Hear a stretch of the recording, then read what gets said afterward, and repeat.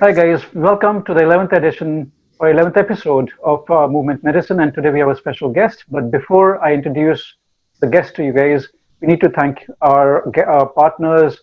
So Fit India Movement, thank you so much for being a big partner for us.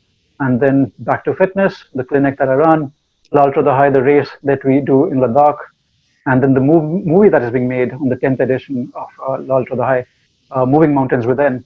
So I'll just get on with the episode for today. So we have Surabhi, Dr. Surabhi Kalita, who's with us.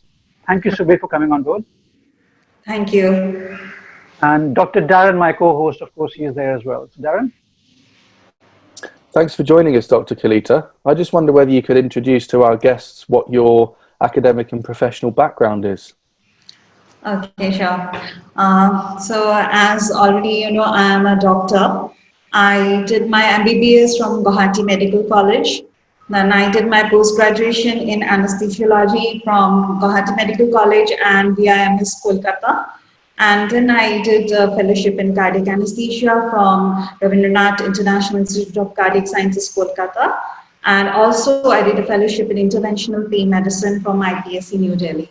So since then, I have been working as a consultant in interventional pain management, as well as a consultant anesthesiologist in Narayana Super Speciality Hospital, Guwahati.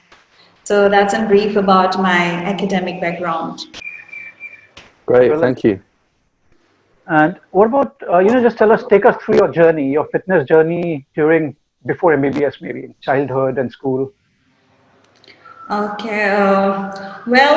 During school days, I was a very active as child, and I used to go to the stadium to learn table tennis. But that was only for a couple of years.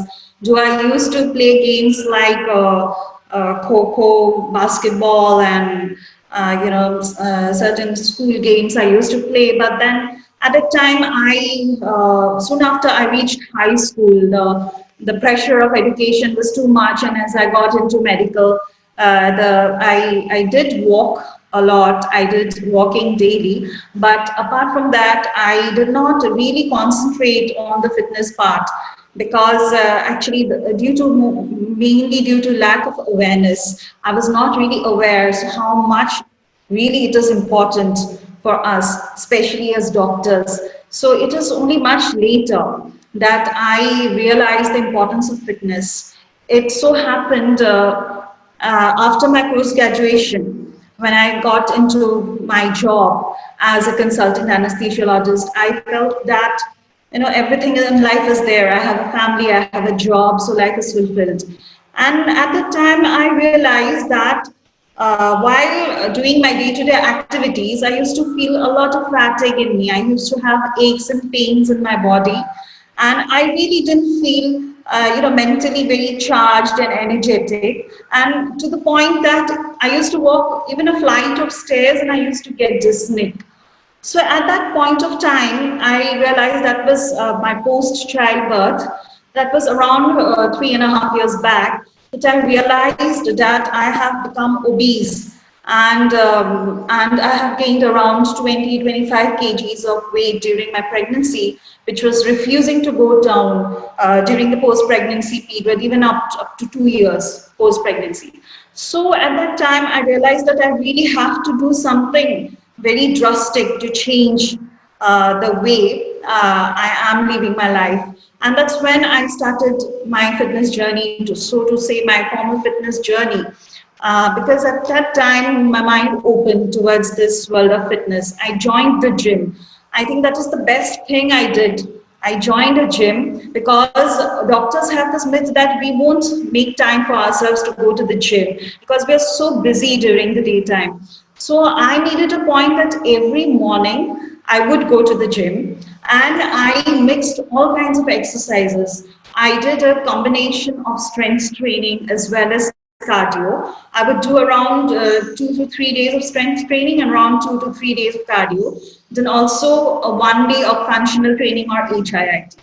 So I think the best way is to combine all the exercises because you get the benefits of each of them separately. So I did as what my instructors told me in the gym. And I also, I became so interested that I'm reading up a lot of studies and seeing YouTube channels, fitness channels. And I really discovered this journey of fitness. And I really then I realized that what I was eating all this while was so wrong. My diet was completely unscientific. So I lost around 20 kgs in a span of 1 year. The first 6 months was very easy. I lost around 18 kgs in the first 6 months, but then a plateau had come after that. So I had to really try hard to break that plateau and then lose the further weight to my desired goal, which I now feel it's actually not a goal; it is a journey. The moment I stop that determination, I tend to go back or revert back to the old self of me. So, in short, that is my fitness journey up to now. Okay, thank you. It's absolutely fascinating. I just wonder whether you could share what your most sort of significant challenges have been during that time. Uh, I faced a lot of challenges. The main challenge was to keep up to my professional life and to maintain the kind of diet I wanted to. Because at first I was told that I should have frequent meals. So it was very difficult for me to eat at an interval of 2 hours because I was in the operation theater, I was doing procedures in the OT. So it was not possible for me. Then I thought, is this the only way to raise the BMR? Because that doesn't work for me. So how frequently I should eat? So that is when I discovered the magic or the benefit of intermittent fasting. So I had this time period or time window when I would eat. That is, I would have an early dinner and a late breakfast. I would have my dinner at around 7 p.m. and my breakfast at around 10 a.m. or 11 a.m. So I would make sure that it is at least 14 to 16 hours of fasting in between. So that is one of the challenges I had with my diet. And second challenge I found was it was very difficult for me to really stick to my routine because I had got emergencies in between. I had nights, I had post night offs.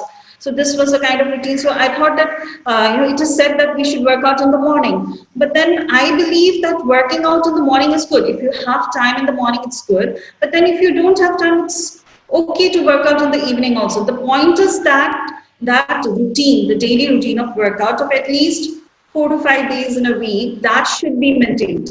Where regardless of the fact that you're getting time to work out in the morning or in the evening, more important is maintaining the routine or being regular in your workout. So that is another challenge. Perfect. Surabhi, so since we guys are supposed to be the custodians of healthcare and all that stuff, the doctors, um, and then you say even in your canteen, what is served in hospitals, whether where I work or who used to work, and even now and wherever else, what happened? I mean, were we not taught the right things, or what happened to MBBS students? How did we lose the path? I would not say we were not taught. Hmm. Definitely, we were taught during our MBBS days. I mean, physiology was there, biochemistry was there. The only thing which I think is we should have a different subject of fitness and nutrition in the MBBS, and we Hmm. should also have some practical classes for it, Right. when it comes to fitness. Because if it's just a chapter in the book, you tend to just mug up things and vomit out in the exams. Because the course is so huge. I mean, we are doctors, we understand that. But then we really don't realize the importance in our day to day life. So I feel that the medical curriculum should incorporate this as a subject and should have both practical as well as theory lessons for fitness as well as nutrition, because there's so many, it's a vast subject, there's so many things to learn about it. It's not possible to just learn it in one chapter of physiology. Well, Yeah. So after you've sort of changed your lifestyle habits, both in terms of fitness and nutrition. Has that changed your practice as a doctor and sort of the prescription that you would give to your patients and the advice? Well, definitely it has changed my practice as a doctor. As I told you, I practice pain medicine. So in anesthesiology, it is still okay if I'm not fit. The patients may not, question me. But in pain medicine, what happens? Most of the patients come from back pain, low back pain, joint pain, neck pain. And the first and foremost thing which I advise them is to maintain a good ergonomics of the body, to do a lot of exercise to strengthen your muscles, which would in turn support your bones and ligaments, which is very important. And I advise them to do, if they are not used to dumbbells and barbells, they can even do freehand exercises, stretchings, and even walking to start with bare minimum. So if I'm advising my patients that, and myself I'm not fit and I'm obese, then how can I expect my patients to listen to me? I have to set an example first. So that is very important. If I am a doctor, I'm talking about any specialty. If you are a doctor and you're preaching something to your patient, first you have to show by your own example. So only then can you expect your patients to believe you. So it makes a vast difference. And regarding my pain patients, what I advise them is, see, the world is changing, and even slowly India is changing. And like the world is shifting towards now work from home. Now we are in a period of lockdown, so most of us are working from home. And when we are working from home, it is, we tend to be complacent. We tend to not move. We are relaxed. When we're going out to the office, we may take the stairs, or we may walk for lunch, or we keep moving. But then in the lockdown period, we're walking from home, so there is no chances that we will neglect the exercise part. But I would like to insist, and I insist otherwise also to all my patients, that please don't sit at a stretch in your office for 8 hours. You might be working out in the gym for 1 hour in the morning and sitting for rest of the 8 hours, in the office, and that is not at all sufficient. So you have to keep moving. You have to do stretching exercises, get up from your chair, walk around your office, do some stretchings on your chair. And, and also an important thing is you should hold your cell phone or your laptop at your eye level so that you don't stretch your neck. 15 minutes is the golden time, and within that 15 minutes you have to keep on changing your position, so that you have to respect the two curves of your body. One is the neck curve and one is the back curve. So these two curves are formed, gifted to us when a baby holds the head first, that neck curve is formed, and when the baby starts walking, the back curve is formed. So entire life you have to respect those curves, maintain your ergonomics, do regular exercise, and only then you will be able to lead a fit and healthy life. So that's what I advise my patients. Surabhi, what about MRIs? Since you spoke about the back and the neck right now, what about the role of MRIs for back pain, neck pain? How important is it? Or is it overdone? Are we abusing that very good investigation? Yeah, that's a very important and good question you asked me. Actually, many of my patients want to just, take a telephonic advice from me and ask that should I go to you with an MRI done? So my answer to them is, that which I strictly believe in is clinical diagnosis is most essential. The MRI should not guide the clinician to treat. It is the MRI is just a support. We have to touch the patient, examine the patient for good 20-25 minutes, and then come to a clinical diagnosis. And of course, then we would need some guided image evidence to prove our clinical diagnosis. It is not that MRI is good, because sometimes the MRI might show a result. Suppose there are two-level disc prolapse, but the symptoms might totally be different or just relevant to one of the discs out of the two discs. So we have to decide. We cannot intervene according to the MRI. So MRI definitely is useful, beneficial, but clinical diagnosis first foremost. Then only comes the MRI. Well, thank you. Right. So you touched on this earlier. Obviously, most people are aware that maintaining a healthy lifestyle, being physically active, and having a suitable balanced diet is important. Why do you think medical doctors aren't really practicing what they preach? Is it because they're not taught enough in the curriculum, or is it just because they're just blatantly ignoring the advice that we're all told? I would say first that we doctors tend to ignore our health. We would, we would rather concentrate more on the patient's health, give them advice, but we don't, really comply to that when it comes to us. We neglect ourselves. There's no doubt about it. Secondly, what I feel is there is, in recent times, there is a fear that among the doctors, among my colleagues, they feel that there have been some instances in the gym that there have been some CVAs and some heart attacks in the gym. We have found such incidences, and doctors are more critical about it. They feel that going to the gym might cause the reverse action to the body. My answer to them is you have to be scientific. You have to be scientific. You cannot just jump in one day and start with your HIIT and strength training. You have to go stepwise. You have to know what is your age and what is your goal.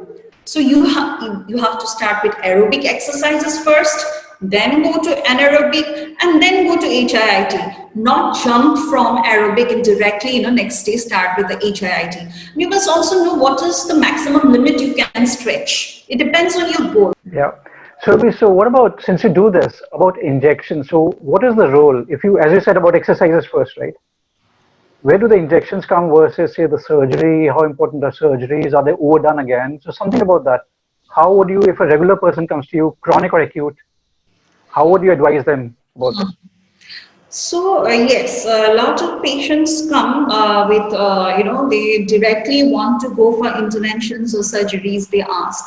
But I always suggest that first we always start from pharmacotherapy and physiotherapy. If these don't work out, because most of the patients actually come pretty late, when they develop a lot of symptoms, when physiotherapy and pharmacotherapy, they try over-the-counter drugs also. When all these don't work, they come to us, almost in the stage of limping and when they're using wheelchairs. So in that stage, I would recommend first, definitely, I would see what is the stage of the disease, clinically examine. But as I tell you, interventional pain medicine, interventional pain therapy is something we need to rediscover in the field of medicine. Because, just I would give you a metaphor, just like this coronavirus is helping us, we're sitting at home, but we are rediscovering ourselves, rediscovering our talents. So just like that, I think interventional pain therapy is just rediscovering the path of treatment of things like slip discs, ligament injuries, cervical disc prolapse, etc. So definitely it is beneficial. If pharmacotherapy, physiotherapy doesn't work, my reasons are being, it is a daycare procedure. You don't have to be admitted to the hospital for it. It can be repeated if needed because there are no side effects. Sometimes it is seen that even one intervention, you don't even need to repeat it. In one intervention, it is enough. Okay, thank you. Thanks, Surabhi. It was brilliant having you on the podcast, Surabhi, and thank you so much. Thank you, Darren. And could you just thank you again, please? Yeah. Thank you so much. It was my pleasure. So thank you again for everyone who's joined us today. Please remember to subscribe to the YouTube channel and like this video, and also share with your friends, family and colleagues. So thank you for joining us again.